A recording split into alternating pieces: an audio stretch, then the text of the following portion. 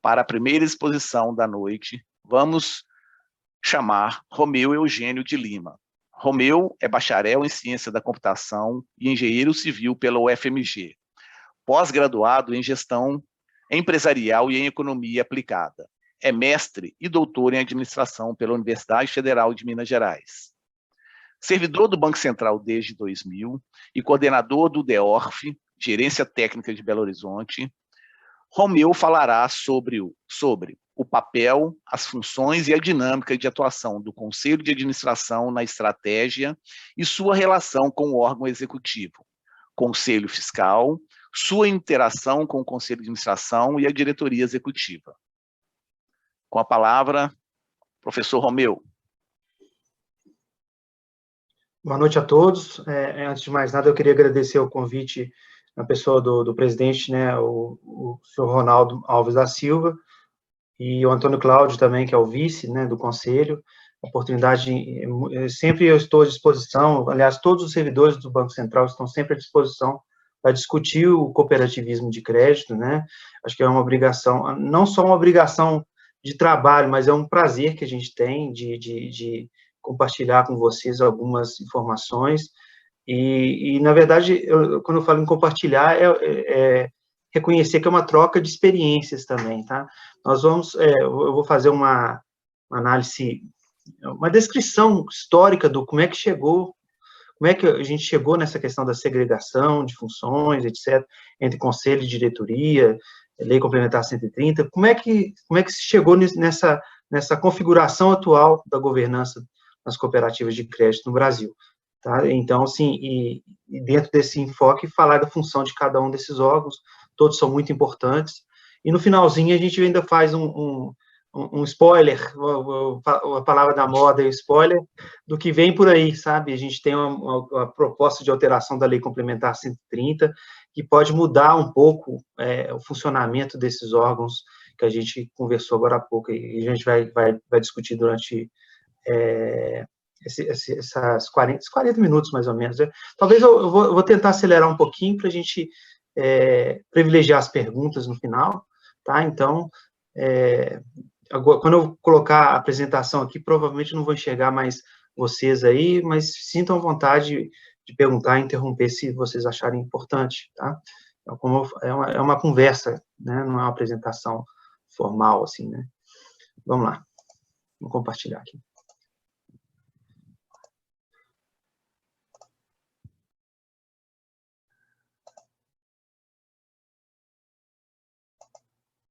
Bom, todos estão vendo, né? Sim, estamos vendo. Tá. A apresentação está disponível para todos, né? Eu já enviei para vocês, e no final tem meu e-mail, estou à disposição para conversar, para tirar dúvidas, qualquer tipo de informação a respeito do assunto, ou do cooperativismo de crédito em geral, tá? Bom, a gente tem observado, porque eu fiquei 2 anos num outro departamento, e agora eu voltei, não tem nem um mês para o DEOF, eu trabalhei 2 anos no departamento de competição, e acabei optando por voltar para o DEOF para ficar mais próximo das cooperativas, foi uma decisão minha, inclusive, né?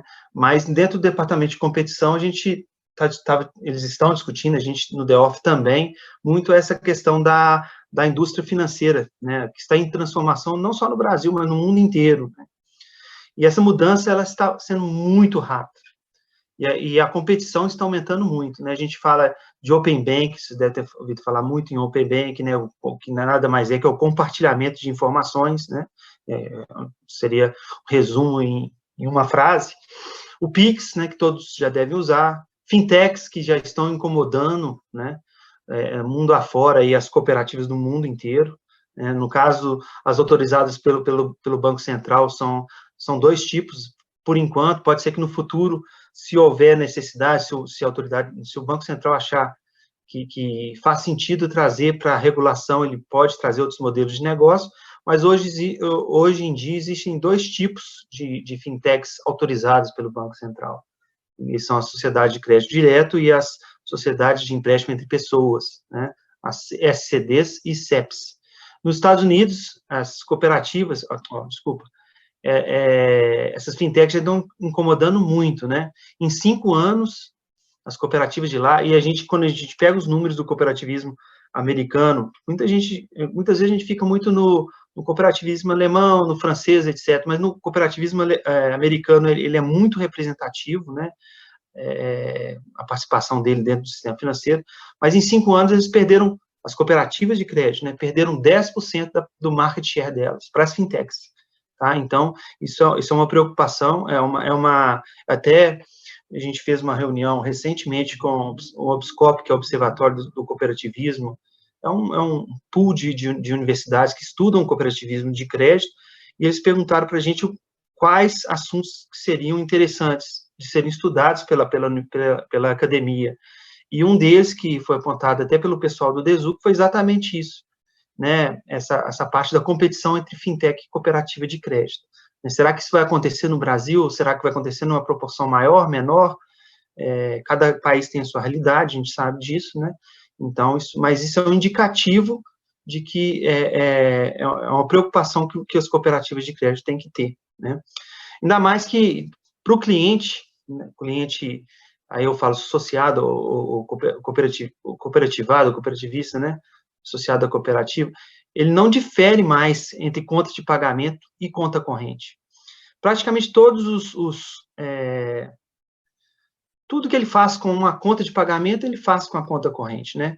É lógico que tem aquela questão na conta corrente de ter a obrigatoriedade de recolher o Banco Central, né? Você poder alavancar, no caso, né? Com esse dinheiro, etc. Não tem o recolhimento, quem tem a conta de pagamento. Mas, na prática, para o usuário final, não existe, ela não difere praticamente. Então, isso fez com que modelos de negócio de fintech, e a gente tem N tipos aí, e que trabalham com essas contas de pagamento, elas começassem a incomodar muito, tá? E por que falar de governança? Aí eu falo até em termos de academia, que muitos estudos falam, que a governança das cooperativas de crédito talvez seja um dos pontos fracos, e, ao mesmo tempo, um dos pontos fortes das cooperativas de crédito. Por quê? Né? Porque essa história toda, a gente vai falar isso na apresentação, de ser da democracia, de você ter uma participação, né, dos associados, faz com que as decisões acabem ficando um pouco mais lentas nas cooperativas de crédito em relação às demais instituições financeiras, né? Então, você tem que tratar a governança com esse enfoque também, né? Não só a relação entre os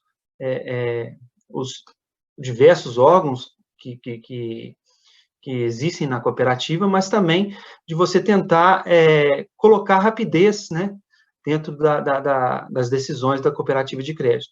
E até um dos motivos, eu vou até adiantar, da diretoria segregada em relação ao conselho é muito em função disso, você ter um corpo, né, de funcionários, no caso de diretores, né, que tenha dedicação maior à cooperativa e que possam aumentar essa velocidade de resposta das cooperativas, tá? Vamos para a próxima.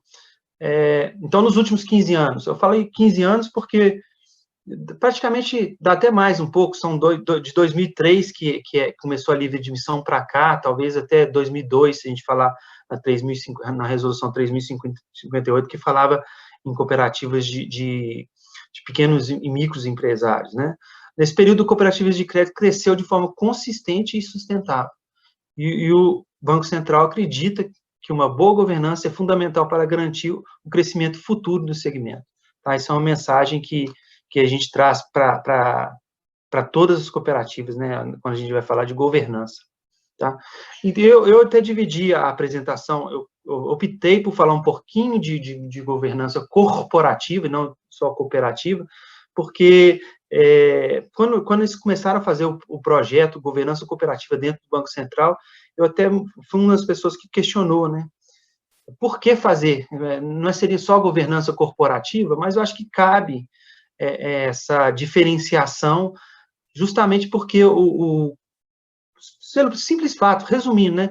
A cooperativa é uma sociedade de pessoas, né? Como vocês todos sabem. Então, só isso, e toda essa questão desses órgãos todos que a Lei 5764 criou, né? como governança, para auxiliar na governança, porque a governança, na verdade, ela é muito mais ampla, né? A gente tem até o conceito que está aí na tela, que a gente vai ler junto aí, mas ele é muito mais amplo do que simplesmente os órgãos, né? Mas eu achei interessante trazer para vocês essa perspectiva da governança corporativa, até que é um tema que surgiu principalmente a partir de 2008, com aquela crise do subprime, muitos bancos, a Lehman Brothers e outras instituições aí que quebraram, né? E eles eram todos auditados pelas maiores auditorias da época lá, né? E isso tudo falou assim, poxa, a gente tem auditoria funcionando, e por que isso aconteceu, né? Então, esse tema governança começou a ter uma importância muito maior dessa crise de 2008 para cá, né? E ela continua importante.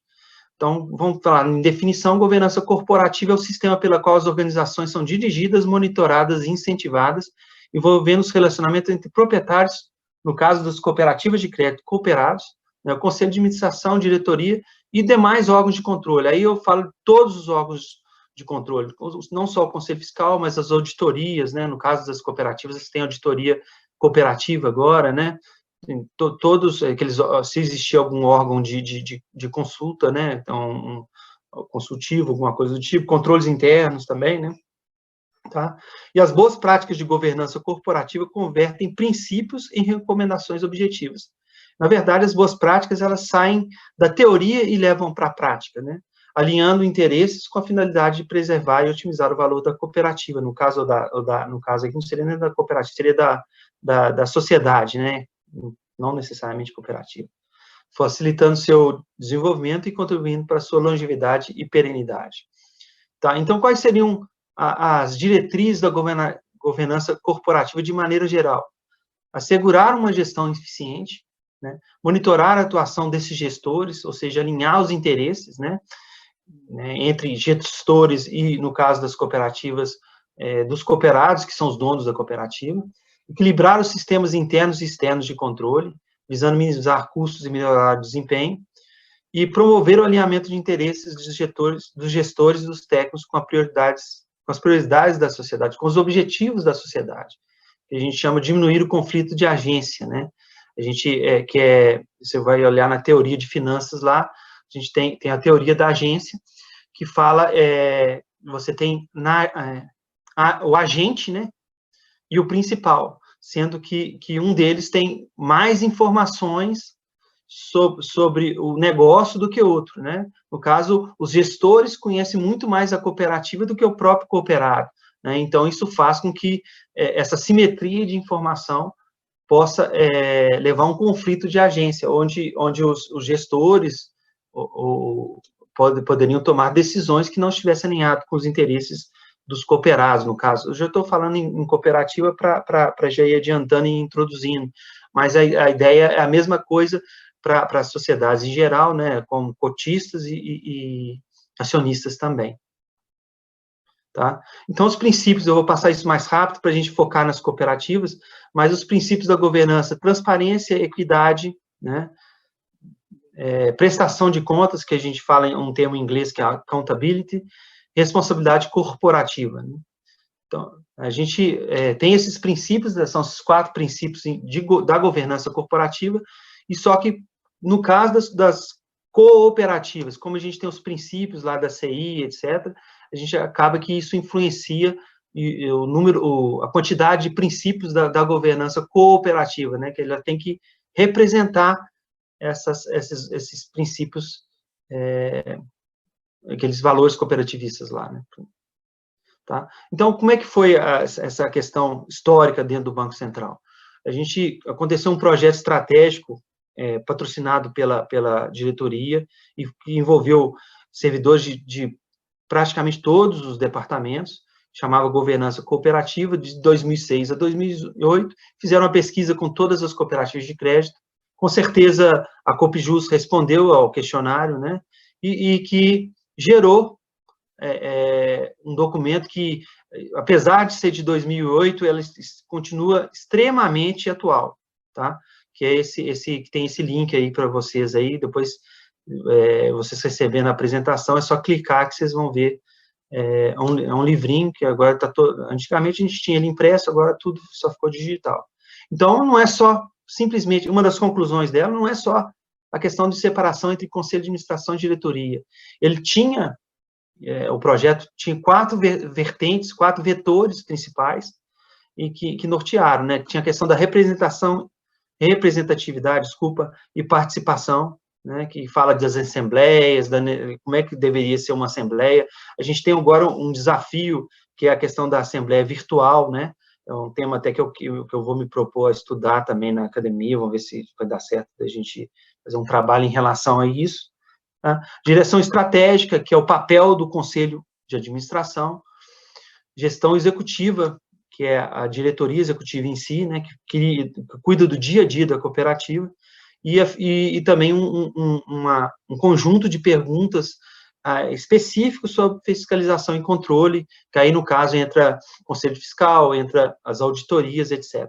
Tá? Depois, a partir daí, o Banco Central atualizou essa pesquisa, atualizou e mudou algumas, as perguntas não são exatamente as mesmas.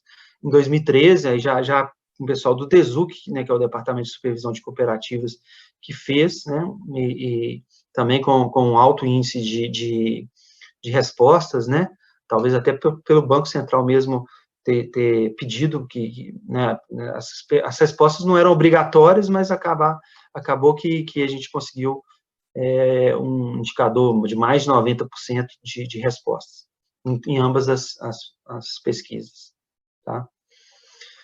E aí, a partir dessas conclusões, o Banco Central, junto com o Congresso Nacional, estavam trabalhando na Lei Complementar 130, e a gente teve o primeiro passo em direção à profissionalização da gestão. A gente acredita que é o primeiro passo em relação, que foi o artigo 5º da Lei Complementar 130. Né? Eles falam assim, as cooperativas de crédito com conselho de administração podem criar, né? Ele deixou isso não como obrigatoriedade, né? Mas aí depois vem o Banco Central e regulamenta por meio das resoluções, estabelecendo quais devem fazer esse tipo de separação e quais não. Mas as cooperativas com conselho de administração podem criar diretoria executiva a ele subordinada na qualidade de órgão estatutário composto por pessoas físicas associadas ou não, indicadas por aquele conselho. Né? E, na sequência, em 2009 mesmo, a gente teve uma resolução, que é 3859, que faz essa primeira segregação, né, que começa a implementar essa segregação entre conselho de administração e diretoria. Era no primeiro momento, até foi uma negociação que houve, não foi uma segregação total entre diretoria e conselho, permitia-se que existissem diretores que fossem conselheiros, né, desde que não fosse o principal executivo, acumulasse com o presidente do conselho, mas tudo dentro de uma lógica de ir mudando, e vendo também, mudando aos poucos e vendo como é que funcionaria na prática, né, porque uma coisa é você fazer um estudo, outra coisa é você ver na prática como é que funciona nas cooperativas. E então a gente achou que estava na hora de dar um próximo passo, e na 4434 de 2015, a gente fez a segregação total, e tem a questão depois eu acho que tem até um slide para frente aí que vai falar, vocês devem saber lá dos 50 milhões, da obrigatoriedade, né, de segregação. Tá?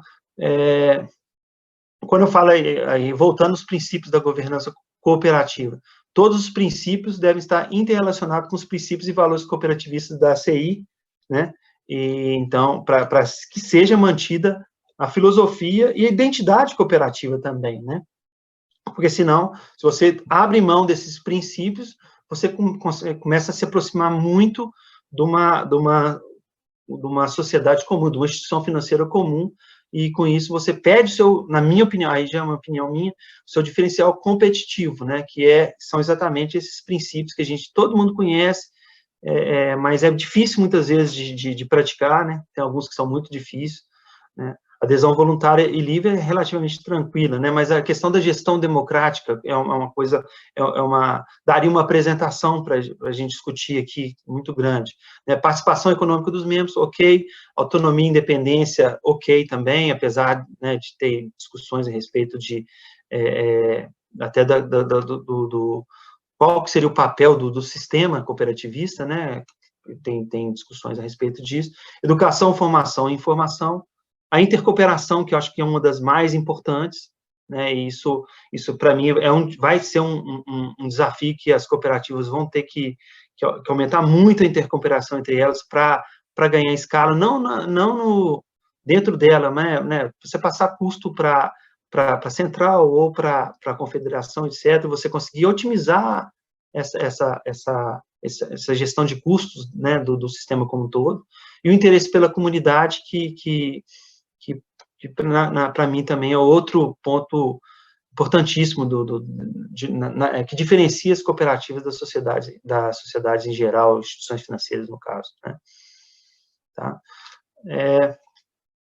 Então, a adoção das boas práticas de governança na cooperativa garante a aplicação da autogestão e tem por finalidade. Aí tem lá, ampliar a transparência, facilitar o desenvolvimento e a competitividade das cooperativas, a questão da sustentabilidade e perenidade do modelo, né?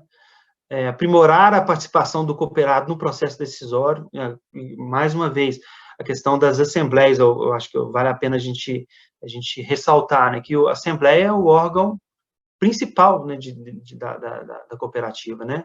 Então, ainda mais tendo a possibilidade de ter associados com a distância agora, né, que é uma coisa que a gente batalhou lá no banco para mudar a interpretação e conseguimos, né?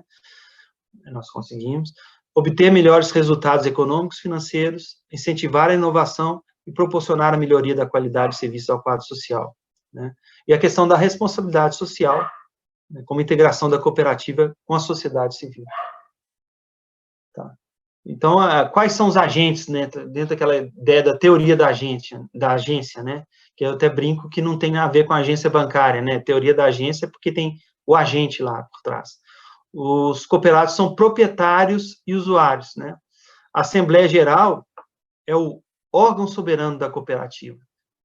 Você tem ainda conselho de administração, a diretoria, se for no modelo antigo da 5764, ou diretoria executiva, se for no modelo da 130, eu fiz até questão de colocar essa diferenciação aqui. O conselho fiscal, no caso daquelas cooperativas que trabalham com delegados, os núcleos de associados, né, que também são importantíssimos na governança, né, você ter uma representação mais adequada, né, apesar de que há discussões até na academia também, tem pessoas que eu conheço que estão estudando isso, e tem várias pessoas que estão apostando que agora com a possibilidade de assembleia virtual, o delegado ficaria em desuso, né, vamos falar assim. Mas eu acho que, e com o crescimento do tamanho das cooperativas, a gente tem cooperativas com mais de 500 mil associados, fica praticamente impossível você fazer uma assembleia de maneira virtual, em que você possa dar a sua opinião, né, discutir, ouvir, né, questionar, etc. Porque uma coisa é só votar, chegar no sistema, votar e pronto, né? A Assembleia é muito mais do que isso, né? Ela tem que ser o momento em que o associado ele exerce mesmo a poder dele de dono da cooperativa. Tá? Os demais conselhos, né, e comitês existentes, se existirem na cooperativa, né, os controles internos, auditorias, né, independente, interna e a cooperativa, né, a auditoria cooperativa que veio para ser mais uma linha de defesa, né, dentro da proteção, né, na questão de aspectos não só prudenciais, né, mas também de conduta, né, a auditoria cooperativa ela veio contribuir muito, e nesse aspecto o cooperativismo saiu até na frente em relação aos demais segmentos do sistema financeiro nacional, que a ideia do Banco Central é no futuro, que todas as instituições financeiras tenham alguma coisa do tipo, né, que façam esse papel de supervisão auxiliar mesmo, né, em relação ao Banco Central. tá? Então, a 4434, né, aqui, olha só, o que ele fala de política de governança. As cooperativas de crédito devem observar a política de governança corporativa aprovada pela Assembleia Geral, que aborde os aspectos de representatividade e participação, direção estratégica, gestão executiva e fiscalização e controle. Tá? Então, esses 4 aspectos que eu falei para vocês lá atrás, que foram do projeto governança, eles estão de novo aqui na 4434, né? Representatividade e participação é um deles, direção estratégica, que é relacionada ao Conselho de Administração, é o segundo, gestão executiva, que é a diretoria, em relação à diretoria executiva, gestão de maneira mais ampla, né? Fiscalização e controle, que envolve o Conselho Fiscal, envolve as auditorias, que aliás, eles têm que trabalhar de maneira conjunta, né? Então, trocar informações, etc. E que contemple a aplicação dos princípios de segregação de funções na administração. Isso é importantíssimo, né? Você ter bem delimitado, isso aí é um aspecto de governança que tem que ficar muito, muito claro. Qual que é o papel de cada um, né? Isso o ideal é que isso fique muito claro no estatuto social da cooperativa, né? Tá? E contemplar a aplicação desses princípios de segregação, remuneração dos membros dos órgãos estatutários. Aí vem aquela questão de transparência, ética, equidade, educação cooperativista, responsabilidade corporativa e prestação de contas. Aí ele fez uma mistura daqueles princípios cooperativistas lá do 7, mais alguma coisa de governança corporativa, que é a última aí, que é o accountability, né? Então, você vê que é um tema complexo, né, que envolve vários atores, vários agentes, né, e isso tudo tem que ser trabalhado, né, e trabalhar isso é exatamente colocar de maneira bem clara qual que é o papel de cada um dentro dessa estrutura toda aí de governança, né. Tá, aí vocês já sabem disso, né, mas eu coloquei aqui as questões dos 50 milhões, né, dos ativos acima de 50 milhões, no caso de vocês, você já tem a segregação, né? Tá. Bom, o papel do conselho, então. Dentro da estrutura de governança, a gente pode considerar, lógico que a Assembleia a Assembleia Geral é o órgão máximo de deliberação, né? Mas em relação à governança, o Conselho de Administração é o principal componente, tá? E qual que é o papel dele? É o seu elo entre a propriedade, no caso, os cooperados, e a gestão. Então, o papel dele, o que é? Orientar e supervisionar a relação, né, no caso dos cooperados com os gestores, né, com as demais partes interessadas, tá? Então, qual que é a ideia? A função dele é dar um direcionamento estratégico. Você tem um conselho de administração que pensa estrategicamente a cooperativa e a diretoria estratégica que vai implementar esse projeto, né? Então, a ideia até já vou até adiantar um spoiler mais para frente aqui, spoiler do spoiler aqui. Quando a gente vai trabalhar a questão até da formação, né, da experiência que o gestor, ou que o conselheiro de administração tem que ter, a gente vai levar em consideração isso no futuro, se a gente for caminhar para a questão da certificação, né, dos conselheiros, dos diretores, etc., né, levando em consideração exatamente qual que é a função. Então, a certificação tem que ser compatível com a função que ele vai exercer, né. No caso, por exemplo, de uma cooperativa de crédito, a gente reconhece, né, que existem conselheiros que são... Não, o conselho de administração, ele tem que representar todo o universo de associados da cooperativa. Então, a gente abre mão, entre aspas, né, vamos falar assim, um pouco da questão pode abrir, né, da questão da formação acadêmica, ou formal, vamos falar assim, né, em relação à representatividade daquele grupo de associados, né. Porque muitas vezes você tem uma pessoa que é um líder, é uma pessoa que tem conhecimento e que representa, né, consiga fazer esse elo entre os cooperados e a gestão, que não pode ser descartado, né. Então, a gente vai ter que trabalhar muito nisso e vai ser um desafio para os próximos anos, tá? E eles recebem, o que o Conselho de Administração faz? Ele recebe poderes dos cooperados e presta contas a eles nas Assembleias Gerais, tá? Então, o principal elo de ligação entre Conselho de Administração e os cooperados em geral é a Assembleia Geral, tá? E o papel dele, talvez, não sei se poderia falar isso, mas ele talvez o mais nobre, mas um dos mais nobres, né? Porque quem faz a gestão do dia a dia também, que carrega o piano, não é fácil, né? Então, a gente tem que ser valorizado. Mas o Conselho de Administração, ele deve ser o guardião dos princípios, valores e da identidade cooperativa. É ele que não vai deixar que a cooperativa seja uma instituição financeira como outras quaisquer. Se ele começar a se aproximar, um modelo de negócio muito parecido com o banco, acaba que ele pode ficar prejudicado, tá? Em relação a desempenho mesmo, e sustentabilidade, perenidade, principalmente. Tá? Então, a gente colocou na 4434, desculpa, as questões das competências, né, do Conselho, que compete ao Conselho de Administração, de maneira geral, fixar a orientação geral dos negócios da cooperativa, indicar e destituir os diretores e fixar-lhes as atribuições, observadas as disposições contidas no Estatuto.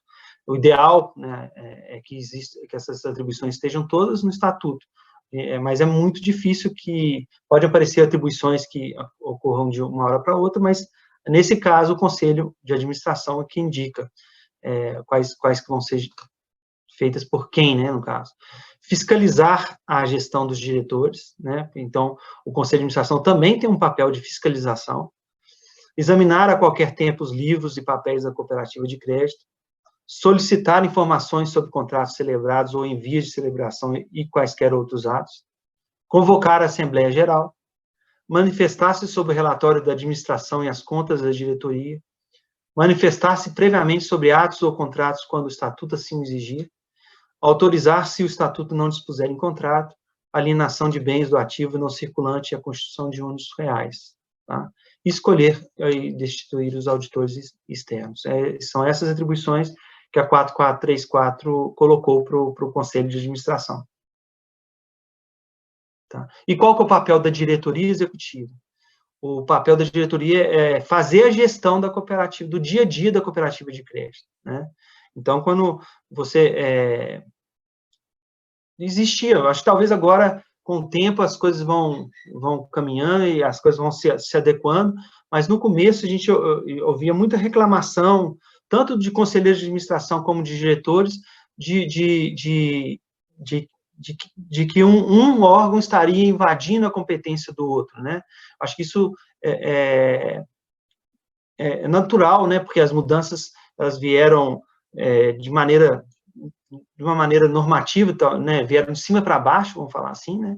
Então, as cooperativas tiveram que se adaptar, mas eu acho que a gente está se adaptando e acho que tem muito pouco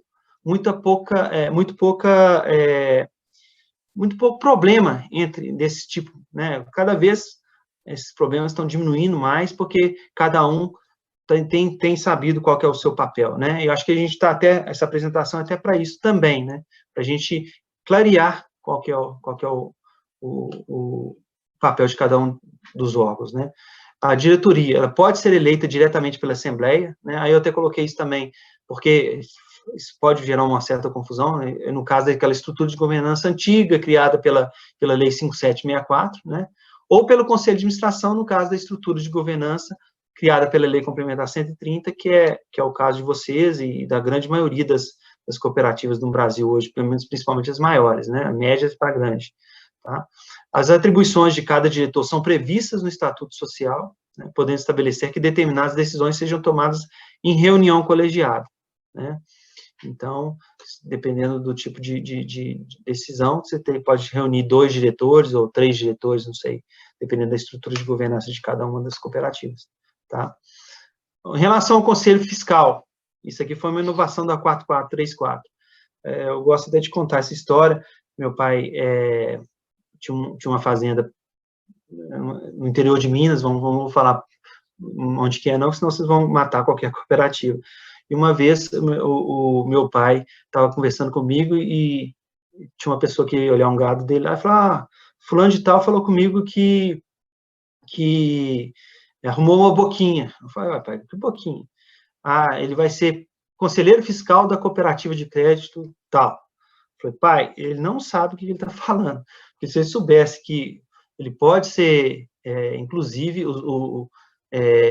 civil e criminalmente, né, responsabilizado pelos atos que muitas vezes ele deixou de fiscalizar, ele não estaria falando uma bobagem dessa. Aí eu expliquei para o meu pai qual que é o papel do conselho fiscal, etc., e ele ficou até impressionado, né? Mas aí nós trouxemos, em função disso mesmo, até de alguns tipos de defesa em processos administrativos lá no Banco Central, né? Que depois que usando o termo popular, que o caldo entornou, né? Que muitas vezes aí foi arrolado também num processo administrativo, com o próprio Conselho Fiscal, que não atuou de maneira adequada. A gente já recebeu algumas defesas feitas por advogados, falando assim, porque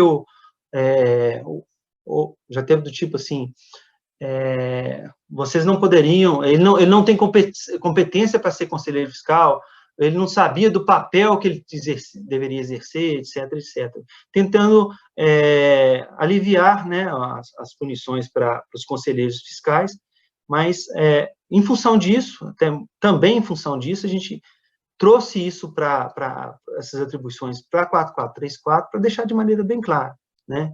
Aí não pode mais falar que não sabe. No caso, vamos lá então.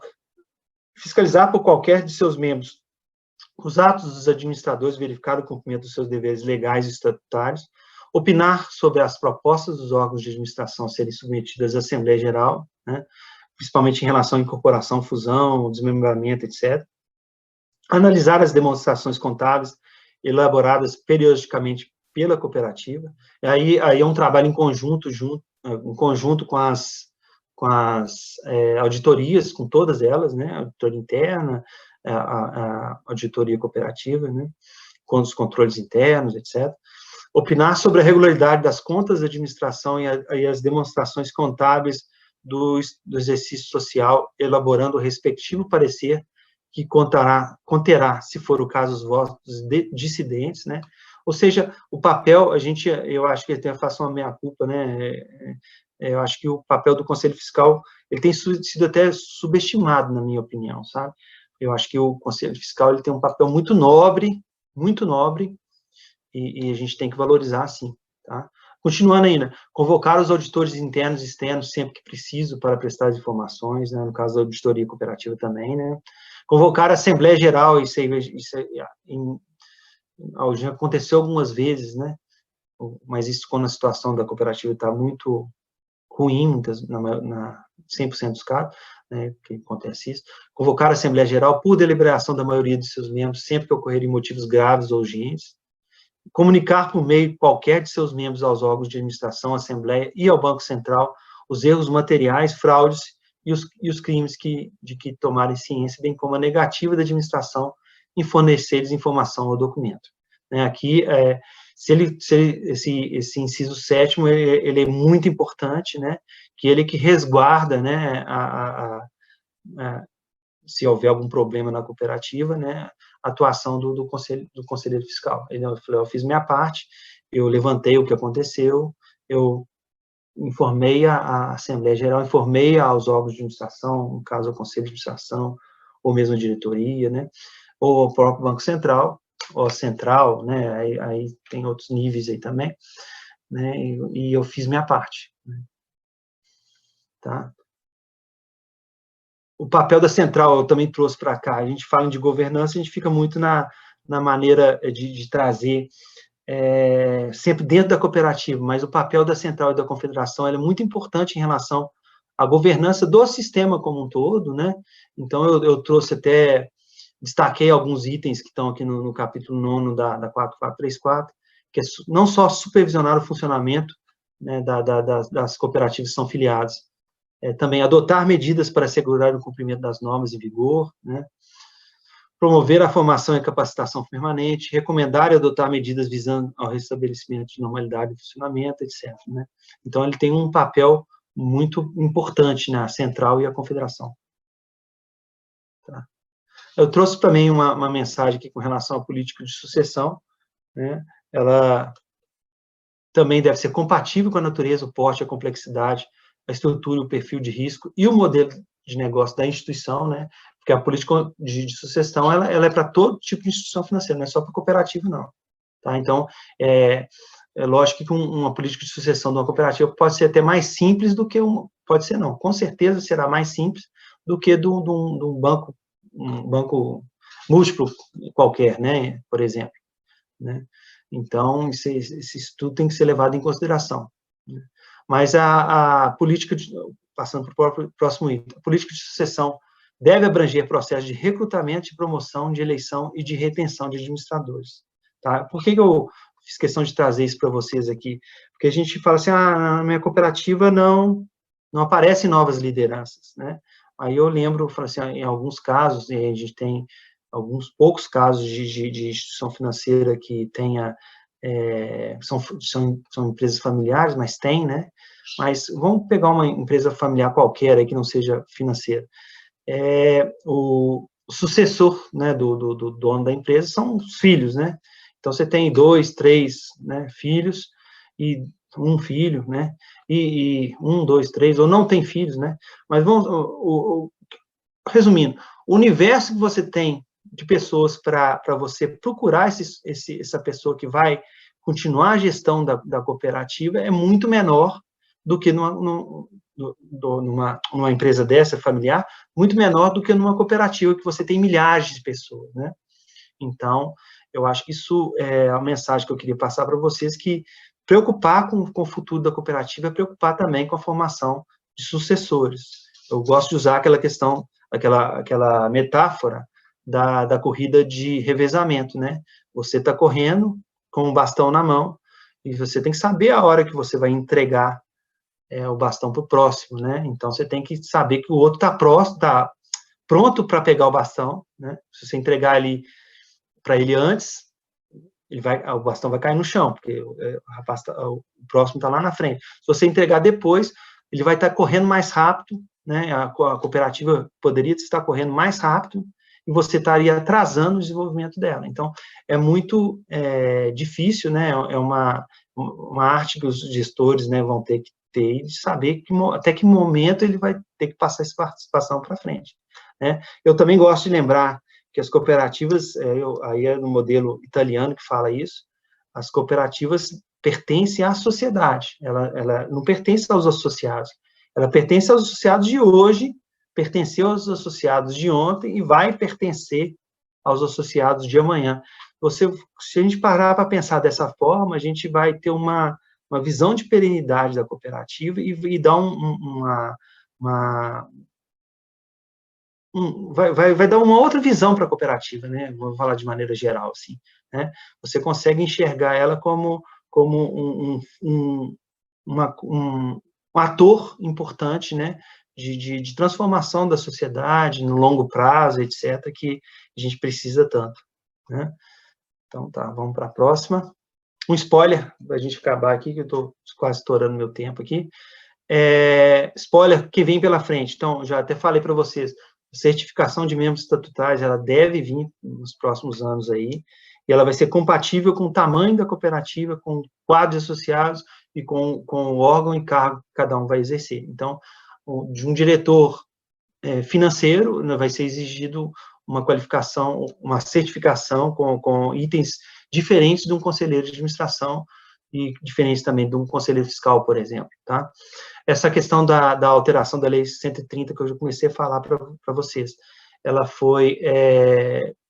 já existe, na verdade, já foi entregue nesse projeto de lei, número 27 de 2020, foi entregue ao então presidente lá da Câmara, o então presidente, o Rodrigo Maia, né? Foi em março do ano passado, foi exatamente, eu acho que uma semana ou 2 semanas antes do começo quando decretaram a pandemia lá e tudo. Então, ficou parado de lá para cá, mas a gente já tem, pode falar que vai virar prioridade para os próximos meses. Então, existem perspectivas que isso seja aprovado, né, com uma certa rapidez, né, que foi trabalhado pelo Banco Central, junto com o Ministério da Economia, a própria OCB, no caso, representado, no caso, pela SECO, né, que é o Comitê Especializado de Cooperativas de Crédito, né, tem representantes dos diversos sistemas organizados, né, inclusive do Sicob, tá? Então, existem alguns...